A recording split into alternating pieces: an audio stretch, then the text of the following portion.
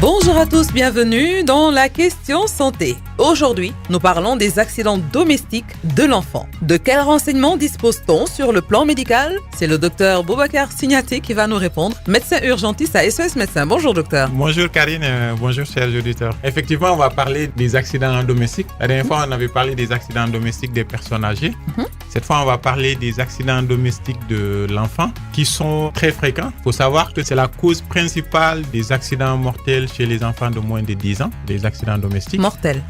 C'est très fréquent, surtout chez les moins de 10 ans. Ensuite, il faut savoir que 3/4 de ces accidents de l'enfant surviennent à la maison, donc pas à l'extérieur. Donc c'est là où on peut agir et prévenir ces accidents domestiques de l'enfant.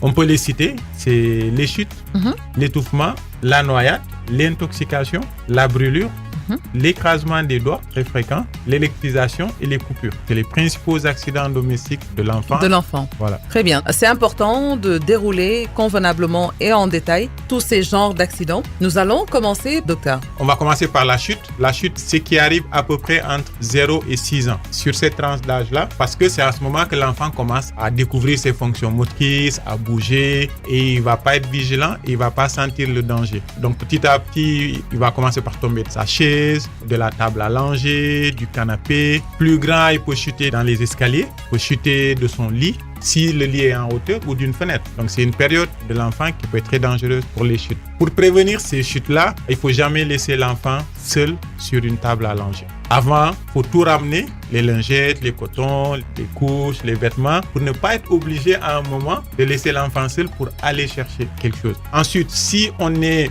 obligé de faire autre chose en présence de l'enfant, c'est de le mettre devant soi, de sorte qu'on voit l'enfant et qu'il vous voit aussi. Il ne laisse pas de passer d'un côté ou de l'autre. S'ils sont à hauteur, mettre les sangles, protéger les lits, ne pas ramener de table ou de chaise du côté de la fenêtre. Sinon, il va monter dessus et c'est là qu'il va faire les chutes. Les escaliers, on peut mettre des protections avec des petites portes et ne pas oublier de mettre le verrou à l'intérieur, pas à l'extérieur. Si on le met à l'extérieur, l'enfant il va ouvrir et il va monter. Donc, il faut mettre le verrou à l'intérieur. Ça, c'est la chute. Le deuxième accident domestique dont on va parler, c'est l'étouffement. Il concerne principalement l'enfant de moins de 6 ans. Donc c'est quand il cherche à jouer avec des objets ou alors à s'alimenter avec principalement, le plus fréquent qu'on retrouve, c'est les cacahuètes. Les cacahuètes, les jouets qui sont détachables, les cordons de ses vêtements, les chaussures à lacets. C'est pour ça qu'il ne faut pas mettre des chaussures à lacets chez les enfants de moins de 6 ans. Il faut s'étouffer avec. Le réflexe qu'ils vont avoir à cet âge-là, c'est de tout mettre dans la bouche. Effectivement. Voilà. Et ils vont s'étrangler avec. Donc, pour prévenir ce type d'accident,